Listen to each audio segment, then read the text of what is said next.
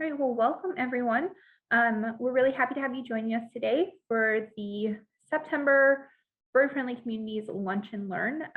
This is part of a series. Each month we're discussing a different topic that relates to the Michigan Bird Friendly Communities program. This month we'll be talking about lights out. But before we get to that, I do want to cover a couple of logistics for everyone. There are two ways you may be joining us today, either through Zoom or through Facebook. Feel free to submit questions to us at any time. On Zoom, you can do that through the Q&A box at the bottom of the screen. And on Facebook, you can just add those questions directly to the comment section. I'll monitor those throughout the presentation, but we'll wait till the end to answer them, and we'll get through as many as possible. This presentation is being recorded, and so it will be available for later viewing. So you can watch it again or share it with your friends and family. It will be available immediately for viewing on our Facebook page as soon as we finish, and then it will be uploaded to the Michigan Audubon YouTube channel within the next week. That being said, all of the other bird-friendly communities lunch and learns have also been recorded and are also available through the Michigan Audubon Facebook page or the Michigan Audubon YouTube channel. If you're watching a recording of this presentation, or if you have questions at a later time, you can send those to the Michigan Audubon general email address at birds@michiganaudubon.org.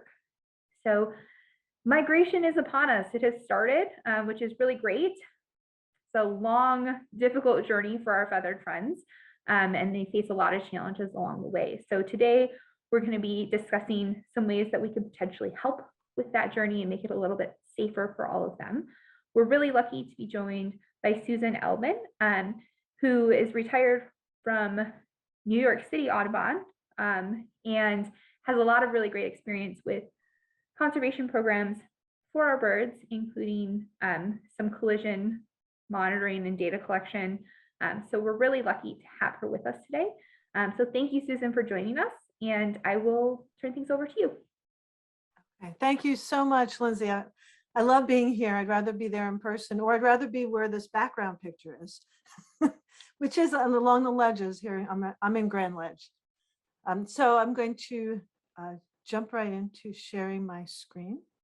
And come on, there we go. Okay, lights out for bird migration. Before I start, I just want to acknowledge in gratitude and humility that I am on the traditional territory of these Native Americans, the Peoria, the Shinabawaki, the Odawa, the Mississauga, and prior to leaving New York, I was on Lenape land. So today's presentation, I know most of us are really familiar with birds, but we have our different views of birds, and we have a different amount of knowledge. So just so that we're all starting in the same place, I want to do a little bit of review and talk about birds and migration. And then I'll jump into what I'm supposed to talk about, is what's light got to do with all this. So lights out programs. And we talk a lot about issues and problems, but I think we also need to celebrate solutions and progress. So I want to end on that happy note. So why birds? The first time I gave a lecture to architects on bird-friendly buildings, I was kind of surprised because it wasn't a room full of birders or ornithologists or even conservation-minded people. It was people who build buildings, and they'd never thought about birds before. So I just wanted to also remind all of us that sometimes we need to convince people why birds are important. And this is a snapshot that illustrates some of the many ways that birds are important to us. They are emblematic, the bluebird of happiness. They're just awesome looking. His wood duck is just like stunning. They eat pests. So this is Savannah sparrow eating a little grub. They inspire us. This is a firebird, this Tchaikovsky. And one of my favorites is they also help us view what's going on in the world. So we're familiar, I'm sure, with Rachel Carson, Silent Spring, Canary in the Coal Mine. Birds tell us they're very sensitive to a lot of the same things that are going on in the environment that we are. So they are our early warning system. And if that doesn't do it for people, then you get to the bottom line and you talk about their pocketbook. Birding is a $40 billion industry and growing. And it's not just people standing on beaches and looking at birds, but of course it's all that goes into that, the travel and the hotels and the restaurants and the gear. So birds are just so important, and I just think they're awesome. And that's what we're going to talk about for the rest of the time today. Another wake-up call, though, hit us in 2019. I think some birders were seeing this. They're saying, oh, there aren't as many birds. And then some of the scientists, a scientist would say, well, maybe we're just not collecting the data when we weren't looking there, or maybe it's not really real. So in 2019, Ken Rosenberg and his colleagues amassed the data from data sets, the data that has been collected over the decades on bird numbers. And the results of the data are startling and horrifying. And you can see the steep decline here. Of course, it's a graph that's only presented from 1970 to 2020. But we've lost nearly 3 billion birds since 1970. Now, birds die, birds are born, but these are over and above the normal mortality that you would see in any given period of time. And if you're interested in doing a little deeper dive into some of the data and how they were collected and what data sets they used, you can look at this website, 3billionbirds.org, and get your fill there. At the same time, or maybe it was a year prior, some climate scientists from Audubon got together and summarized, well, this is actually a second iteration of looking at these big data sets and looking at what's going on with birds with respect to climate change. And they came up with a sobering fact that 389 bird species are on the brink of their population numbers being seriously impacted by global climate change. And if you want to spend some time playing with those different models, there's the link on the bottom of the page. You look at different scenarios of climate changes by however many degrees over time, what species will be impacted and in what habitats. And basically what they found was 2/3 of all North American bird species are going to be affected some way. So these are sobering effects and things that, like, we got to do something. I'm a bird conservation biologist. I've been studying birds for more than 35 years. We have to do something. We can't just study them.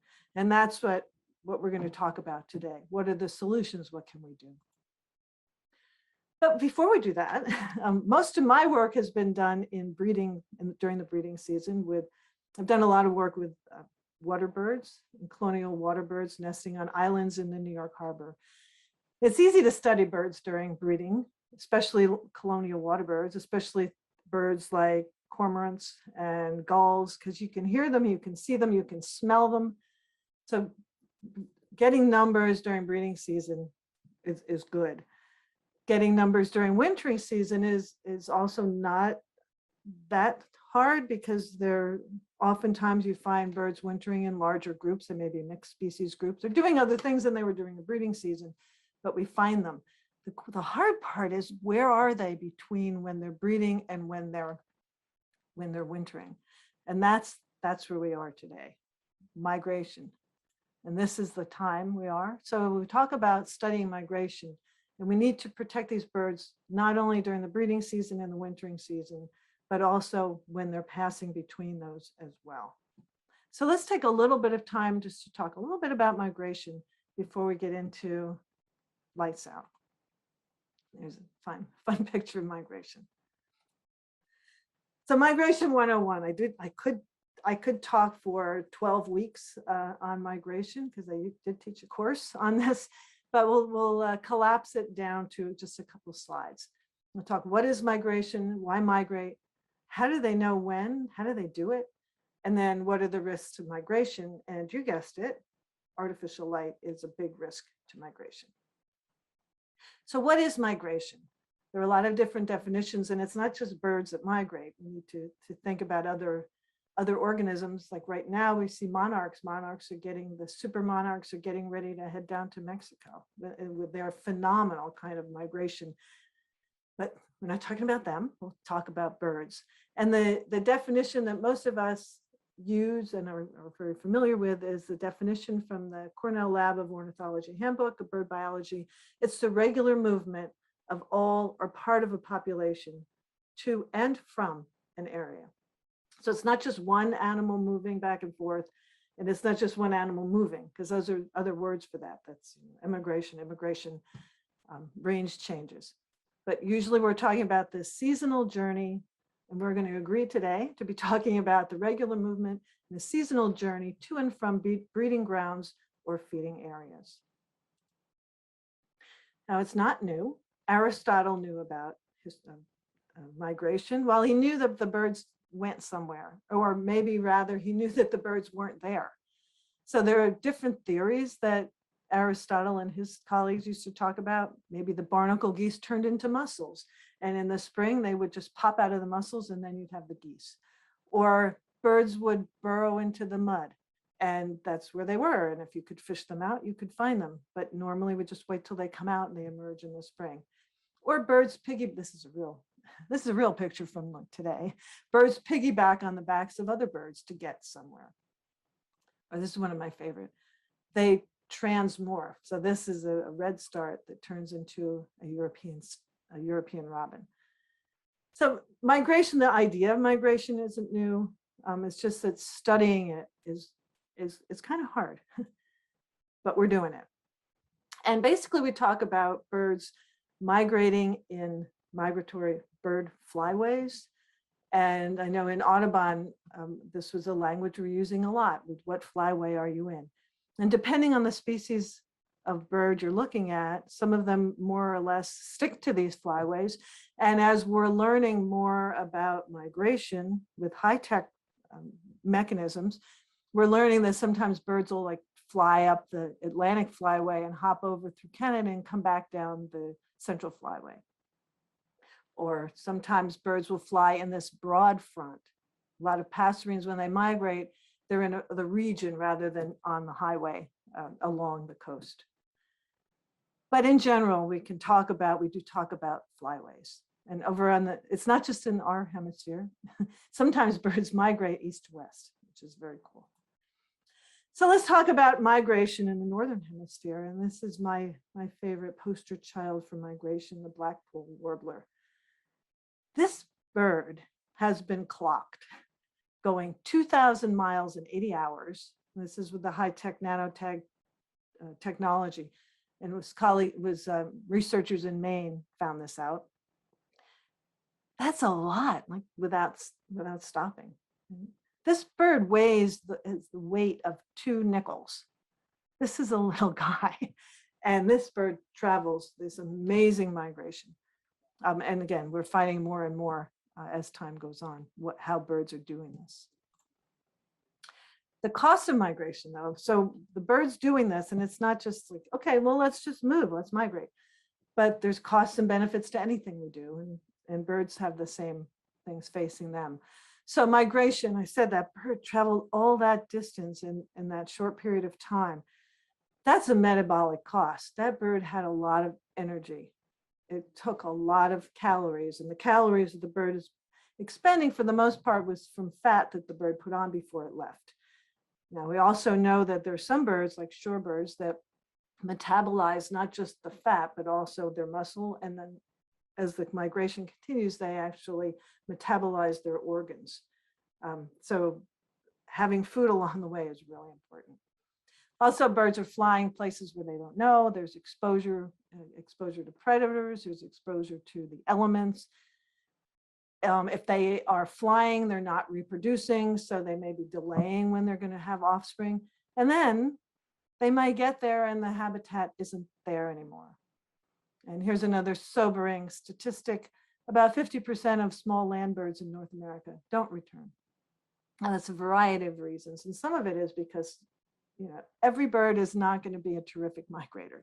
So some birds just physically aren't up to it. But then there are other threats along the way that we've just mentioned here. and there's more.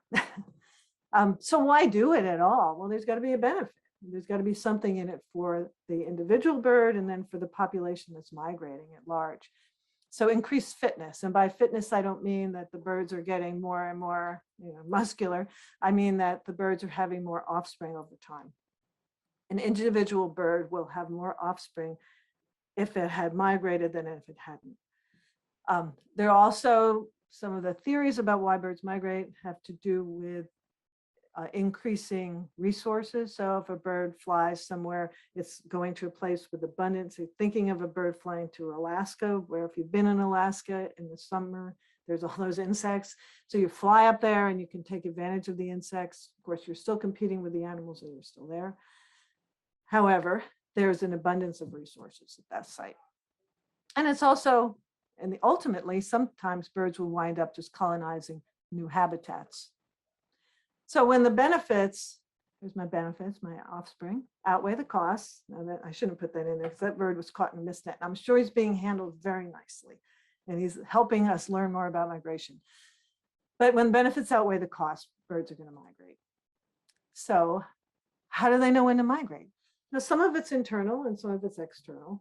Here's our little map again that we were familiar with. This is in the breeding season and the wintering season.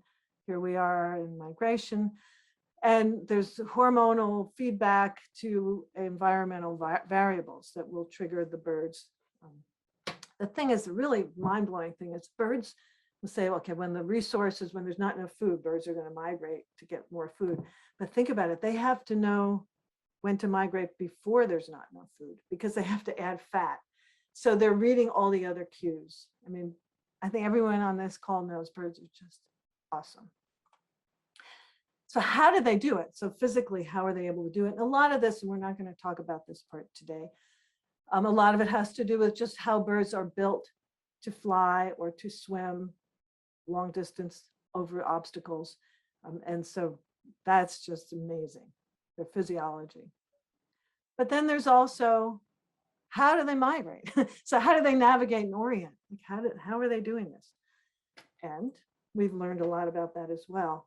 Birds have a large selection of tools to use while they're migrating. And let's start here. We can start with weather. Sometimes weather will play a cue. Smells and sounds. If a bird is flying, when it can hear, when it can smell. Some birds do orient with smells. If a bird is flying during the daytime, it can recognize landscape features, or as it's getting closer to landing, it can see things. But I'm going to tell you on the next couple of slides, most of these birds are migrating at night. So they need to use clues, not things that they're going to rely on seeing, but other cues. And birds, we know from a lot of the work that was done in planetariums, birds use stars to orient and navigate, sort of like the early sailors. They use moons, the phases of the moon. Birds have the ability to picture the magnetic map of the Earth. And the Earth has different magnetic strengths depending on where you are. And birds can read that with the cytochrome it's located in their eyes or cytochrome cells. So it's amazing what they can pick up.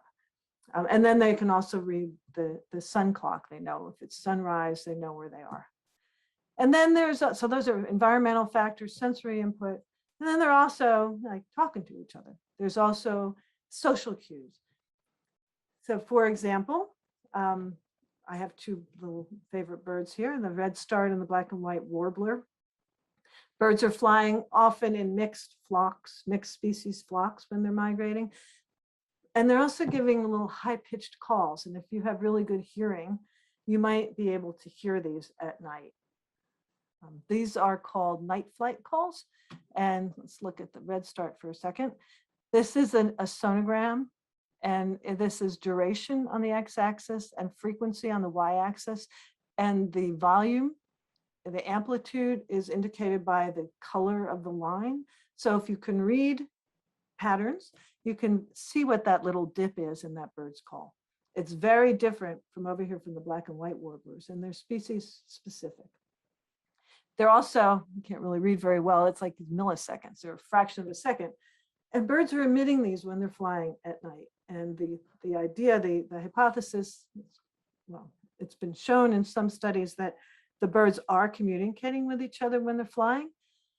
The reason I hesitated there was because there's probably other functions of these calls that we don't know, but we do know that they are used for cohesion of the flock flying when it's flying at night. Now, if you've ever sung or talked for a long period of time, you know this takes energy. So again, this is a cost of migration. These birds are flying and they're calling and they're getting dehydrated. So that brings me to my next question. When are these birds flying? Are they flying? Are they flying now? I mean, Lindsay said this is migration. I don't see anybody. Well, they're probably up there flying, but we don't see them. But most of the birds fly at night, or they take off to start their flight at night. Now, here's a nice little weather map. This is a radar map. This is not new. This is April 2012. So put yourself back in spring migration. These bursts are because that's where the radar stations are located. The colors correspond to numbers of birds, and God bless those biologists who did all the ground truthing of figuring out how many birds represented which colors, were represented by which colors, but they did that. So we know that there's large numbers of birds. We're looking at the time, which is, this is Central Time, so 10 p.m., so I guess 9 p.m. our time for the most part.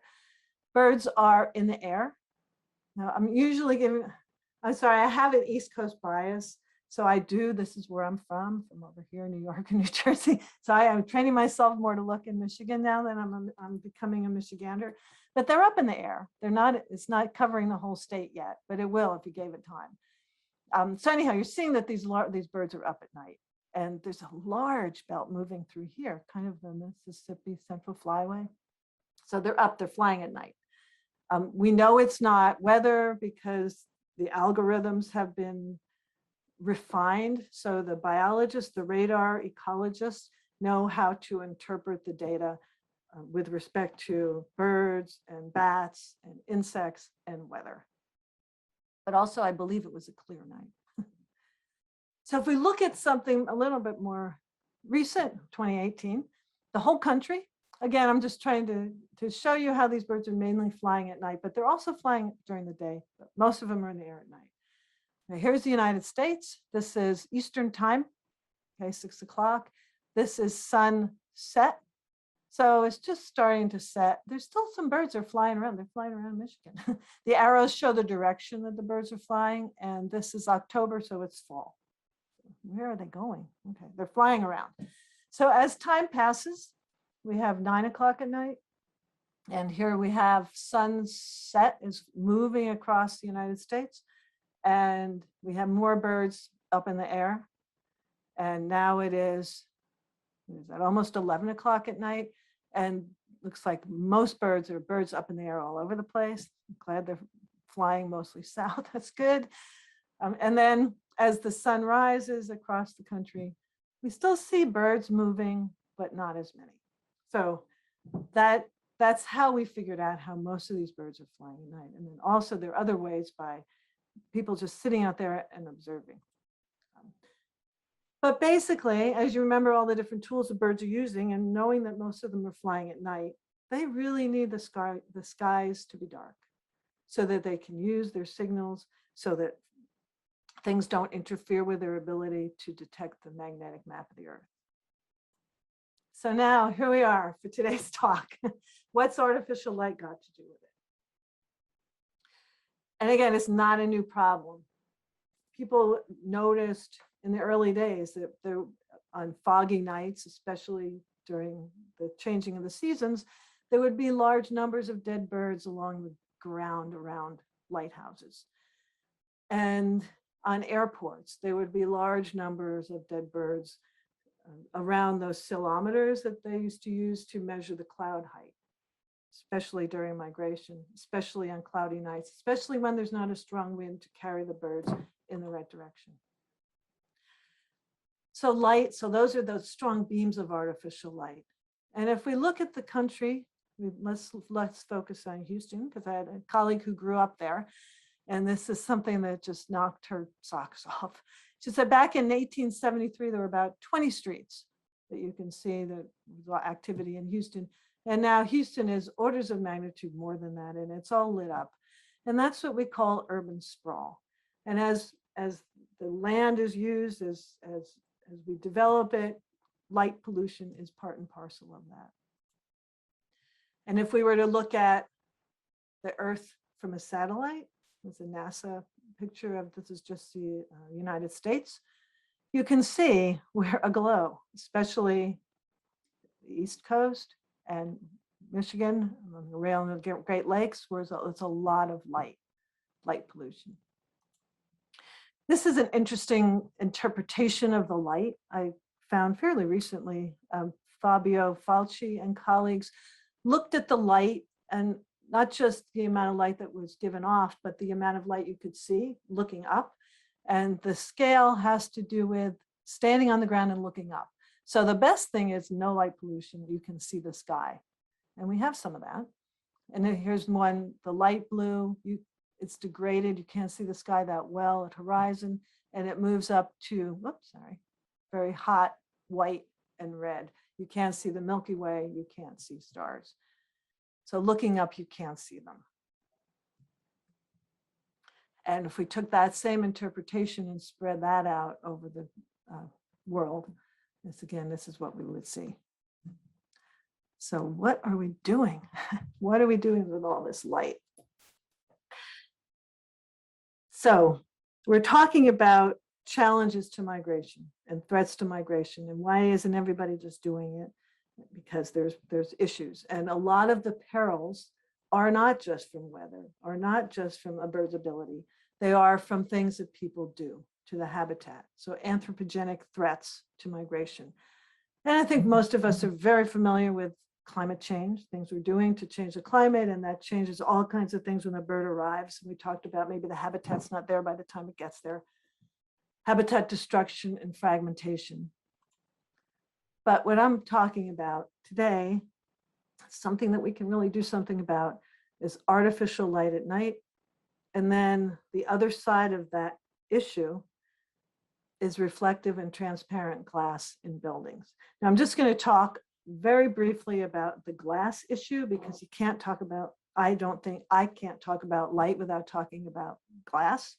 But I know that Gail Walters gave a nice talk last time about BirdSafe glass, and you can look back in the taped presentations and see what she had to say, or we can talk about this another time too. Oh, by the way, those birds that I showed, the ovenbird and the white-throated sparrow, those are birds that in New York City were high collision victims. We would find them on the ground dead during migration. The sobering thought about that is also they were high collision victims for many of the organizations where people are documenting what species are the highest collision risk. So they're common species that we find across the board dead during migration due to reflective glass, transparent glass collision. And there's also the light element involved. Here's some of this. Shouldn't have stayed so long on the slide. There's so many pictures of the birds that we found in New York City.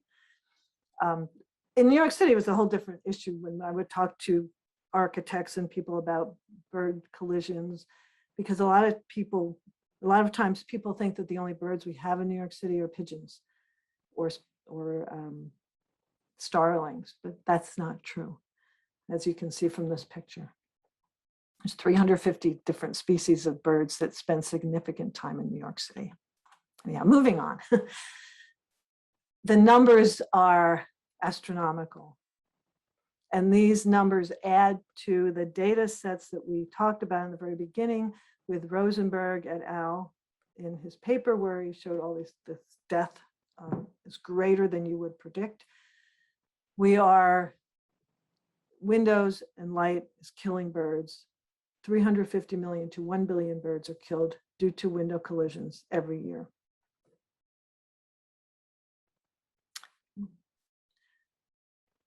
And as I said, it's a simple system, but it's not necessarily an easy solution. And it has two sides to this issue. There's the artificial light at night, and then there's the deceptive glass during the day. So artificial light at night, birds are attracted to the light. And what we found, and I'll develop this in a few minutes, is they wind up landing places that they have no idea where they are. They're on a sidewalk, and then in the morning, they'll try to fly to a tree, maybe to eat or to go up into the sky, and that's when they fly into the glass. And that's when the glass finishes them off. This is just combining different anthropogenic causes of bird mortality. I do add cats, but that's a whole other issue. Turbines, cell towers, power lines, building in glass, and light is part of that. 500 million to 1 billion birds. And in New York City, we had about 243,000 birds die every year. This is every year because of that. So again, what Gail had told you, birds don't get architecture. So it's, those of us looking at this would say, okay, well, if I were a bird, I'd just go fly up into that tree. If I'm a person, I would say, well, that's a pretty tree. And then I'd see this, which is a mullion or a frame in the window, and I'd say, oh, wait, there's something going on here. I don't know if I'm inside or outside, but I know that there's something there. And then if I backed up and saw this, it's a reflection on a building. But the bird wouldn't get that. The bird would see this and say, oh, look, there's the top of a tree. That's where I want to be. And that's the problem. And the data, we weren't believed for a long time that this was a real problem. And Dan Clem did a lot of the early work. And then Scott Loss really brought it home with analyzing large data sets that a lot of us have contributed to, and showed that the data support this, and it is a population level issue. And all over. This is just a paper that I had done as well. So light, what's light got to do with it? A colleague from Fordham University in an unpublished study looked at, okay, so what are birds doing? Let's compare some dark areas with some light areas. He used radar, those radar images like I showed you. He had a portable radar. And these are different areas of New York, so Manhattan and the Bronx, and then this is further out, a little bit more rural. He's looking at urban center over green space, so lighted areas over green space or parks. And he's looking at flight calls per night. Remember we talked about those night flight calls? The birds are calling to each other and they're keeping their little groups together and they're using energy to do that. And we're seeing, wow, over those urban spaces, there's a lot more flight calls per unit time than over those green spaces across the board. And we also think that birds are communicating more when they're agitated. So it's not even just that it's the light, but they're trying to, keep their group together, but they're also trying to say, whoa, what's going on here? Something's happening. What's going on with this light?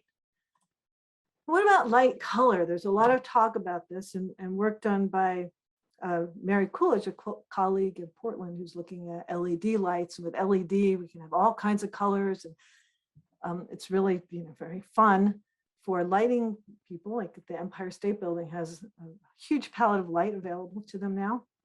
But different light affects birds differently, affects people differently, affects turtles differently. And it's not always the same wavelengths, which is unfortunate. So what Alan did was he looked at, it was an art installation in Philadelphia, and he looked at the number of birds that he could see in a beam. And they changed the lights, it was LED. I don't know what the heat was of the blue or the green, but it was basically blue, basically green. There's just 2 rounds. He did 2 that's probably why he didn't publish it yet. It's just a sample size of 2. So we found this number of birds in the white. So if you add the 2 times together, so there's like 100 birds in the white light, 40 birds in the blue light attracted to it, and then 20 birds in the green light. So blue, I say blue is better than white, and green is best from that small sample. Birds are less affected. And if we look at circling or going north, we see the same pattern, white, blue, green. Here's the thing, blue isn't good for people. So if you were to work with people who do like human health, blue keeps people awake at night. So green looks like a really good answer. How about duration of light? What if, if a light is on all the time. And a lot of this work was done with cell tower lighting. And what they found was that steady light, especially white, attracted birds, disoriented them. They flew to the light. Now they're not getting killed flying in light. They flew to the light. Red was better, as we saw a little bit. Oh, you didn't see, but red is a little better. But when they blinked the lights, they found that blinking the light caused fewer birds to circle and let them move on. So turning out the lights, so that's good. So this brings me to my work on the September 11th Tribute in Light Memorial. We've been monitoring this memorial since, oh gosh, it's not since the first year it started, but I think maybe 3 years after that, when the people designed the memorial to occur only on one night, and September 11th, of course, into September 12th. And it's a moving tribute. It's amazing to sit there and just see these two beams of light that mimic the two towers of the World Trade Center. And they just appear in the dark. And then when the sunrise comes, they disappear into the light. And it's really moving. And if you're a bird conservation biologist or anyone, a birder, or anyone who cares about living things, and you look at the beams, you say, oh my goodness, look, they put confetti up in the beams. Or my sister thought that. My sister, oh, they made it look like angels. I said, no, honey, those are birds. All those little white dots, those are birds. The birds flying at night get disoriented by the light, and they're flying to the light, and they're circling around and around. And the analogy we use is like moths to a flame, and they're trapped. And remember how they had put on weight for migration? They don't have all that much extra weight to do detours of flying around and around and around and around. So they're using up their precious fat reserves to do this. So a step back and let's be scientists about this. And what can we learn from this? Well, New York City Audubon was able to, over several years, establish a relationship with the people who set up the lights. And we monitor the lights. It wasn't always easy. It took years of trust building. We monitor the lights. We said, we know you want to keep the lights on. We want to turn the lights out. So we had a protocol in place.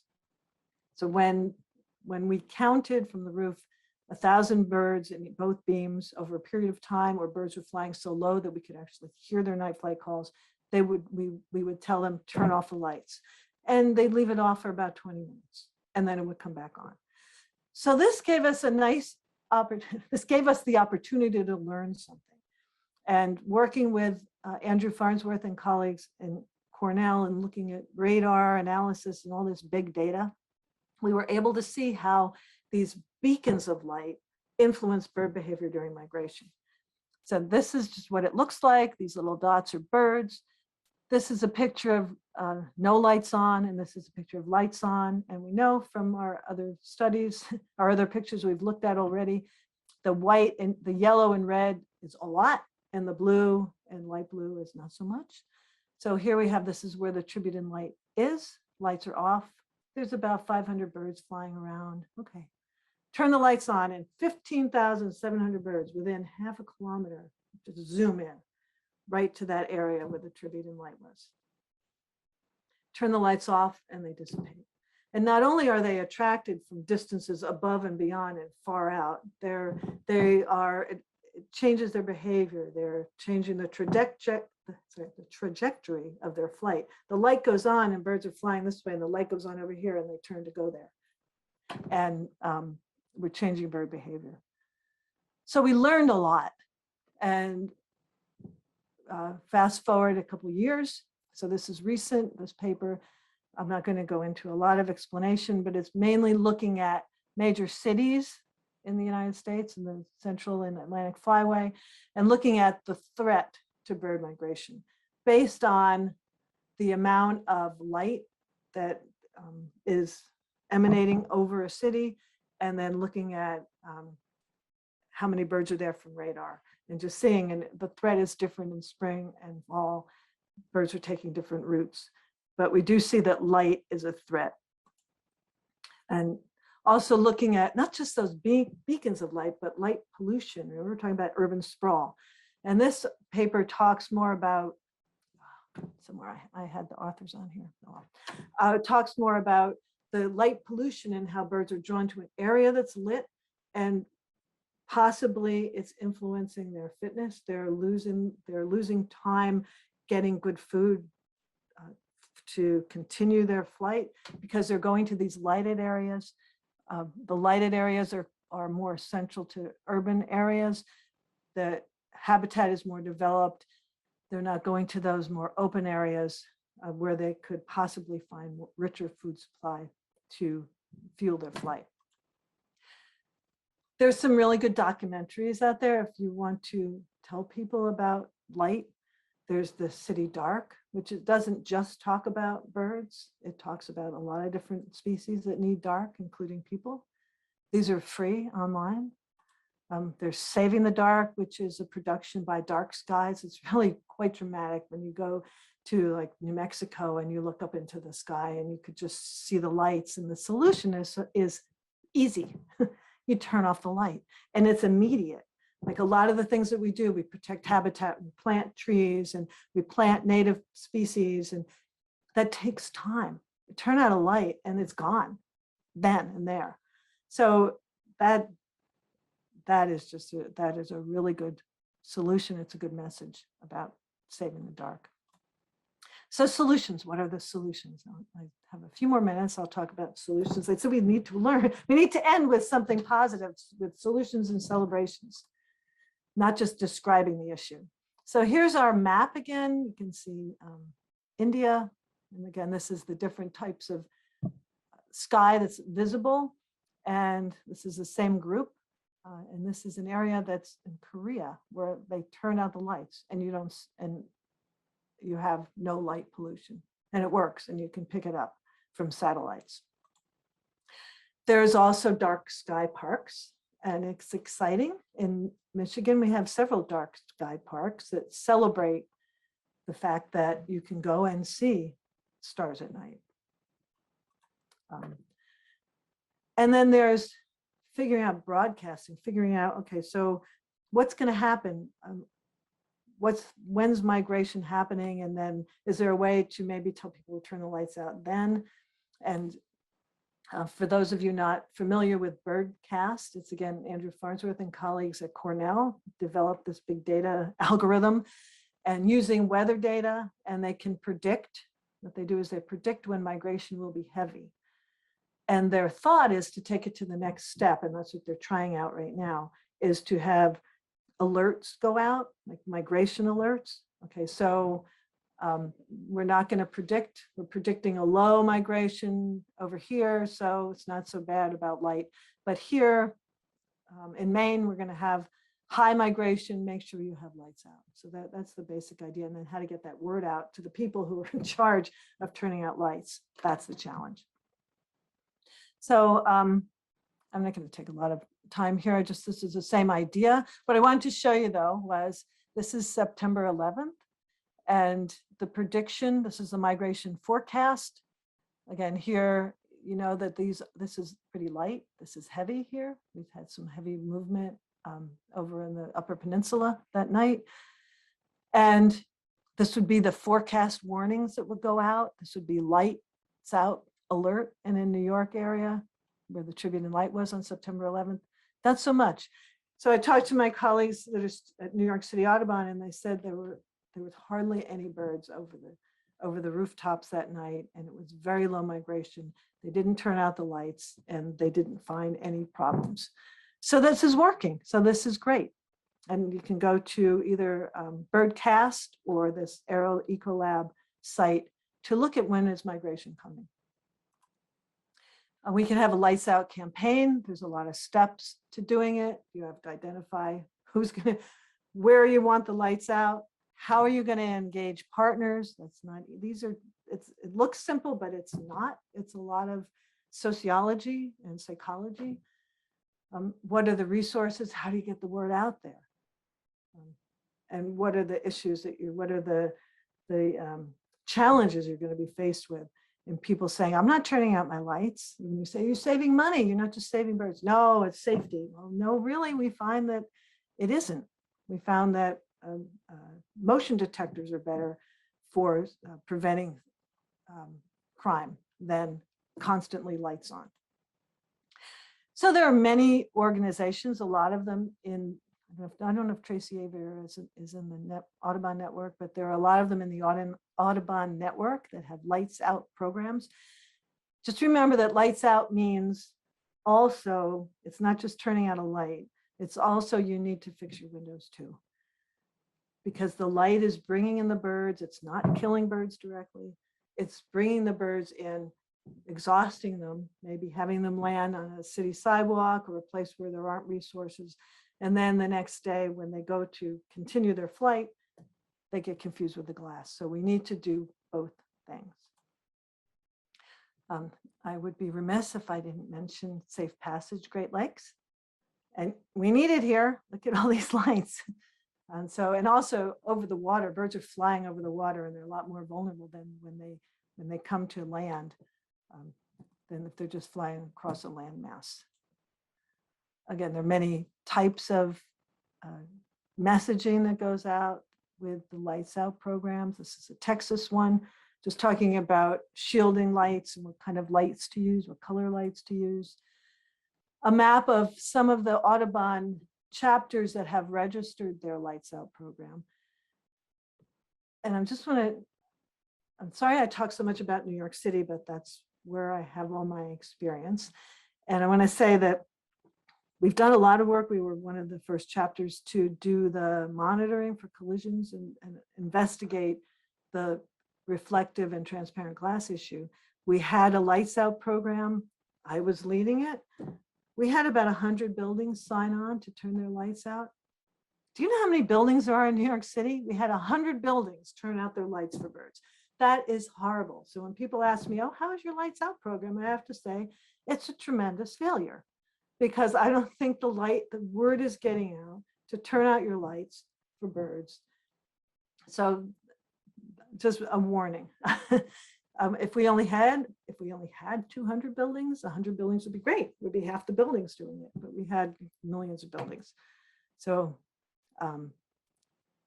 it's still worth doing, but it's hard to measure. How do you measure your success?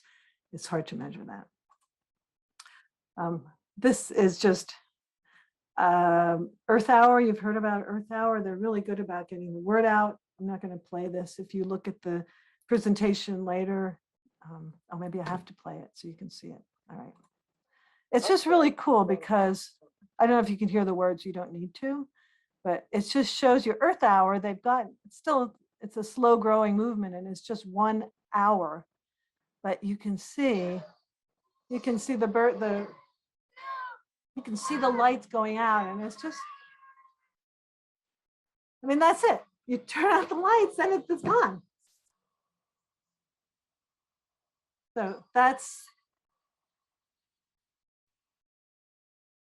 So we need those kinds of, now I have to figure out how to stop this.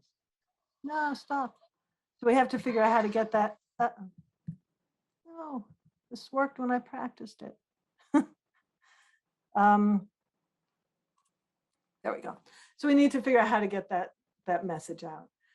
There are other ways that we can fight this or help move this along. Stay informed. Sign up with your Audubon, sign up with other organizations that are out to protect birds and sign on to the legislation. Stay informed. There are a lot of resources out there. This is for the bird collision issue with the windows. Who has lighting ordinances? Well, there's the Dark Sky organization has a list of places where there are ordinances. What are other things we can do? And here's Birdcast, and Audubon also has science about migration. So there's a lot. This is just a very tip of the iceberg resources we can use. One thing that I remember I told you how Lights Out was not very successful in New York City. So instead of using the carrot and the stick, we tried to use the carrot and say, oh, you'll be doing all these wonderful things. Now we're going to the stick. We're going to legislate it. And that's what New York City Audubon also did for building and glass. We also legislated we needed BirdSafe glass. Just how to turn lights out. get involved, join your local Audubon chapters. Be a citizen scientist. New York City Audubon has a place, Dbird.org, which is supposed to bring to mind eBird. And you don't need any kind of password or anything to get on it. You just get on it and you can report dead birds anywhere. And if you want to do this, I'd suggest you talk to either Audubon, Seattle Audubon or New York City Audubon, because they can then give you access to the data. Or also there is Global Bird Rescue. There's a period of time, September 27th through October 3rd, where FLAP, who are the pioneers in this world, are asking you to record dead or injured birds that you see. The FLAP mapper, you do need a password to get onto it. So that's one of the reasons why New York City Audubon was working with, developed Dbird. You don't need passwords or subscriptions. But anyhow, this is a good effort to try to see around the world what's going on this snapshot in time with bird collisions. And celebrate. So these areas have light pollution laws. The Migratory Bird Protection Act is being rejuvenated after it was gutted during the last administration. It was introduced in July 2021 to bring back protection for all migratory birds and native birds. This happened with the incidental take question when that was taken off the table. So this is a good thing. The Quigley Bill we talk about. The Quigley Bill is really introduced by Quigley, Griffith, and Booker. It's a BirdSafe Buildings Act that would require bird-friendly glass in buildings constructed, federal buildings. And New York City Audubon, yay, worked on local law 15, so said this is now the stick, and they have to use bird-safe glass, bird-friendly glass in new, and this is not just federal buildings. This is all buildings. I just want to acknowledge all the people, this is not all the people, but a lot of the people who have worked with me over the years and have been working on these issues to bring us to the state we are now and the knowledge that we have. And I just want to thank you, and I want to thank the birds. And let's get out there and enjoy migration and protect these birds. So thank you very much. Fantastic. Thanks, Susan. So we're a little bit over on time, but if anybody has any questions they want to submit to us, we can try and get through one or two of those. But I did also want to share that Julia Berger shared a comment in the chat about how the Ann Arbor City Council just adopted a lighting ordinance in accordance with the lights out recommendations. So that's a huge success. That's really great. We'll have to add that. Yeah. So I still don't see any questions. I do want to thank Susan again and thank everyone for joining us for this time. If you have other questions later, you can feel free to reach out to us. Again, you can send those to the Michigan Audubon general email address at birds@michiganaudubon.org. And we really appreciate you taking this time. We will have another Bird Friendly Communities Lunch and Learn in October. Second Tuesday in October, we'll be talking about fall garden cleanup. And so I hope you're able to join us for that. I hope you were able to learn some new things today and share some of that new information you learned with others, because we can make a difference. So yeah, thank you everyone, and enjoy the rest of your day. Thank you.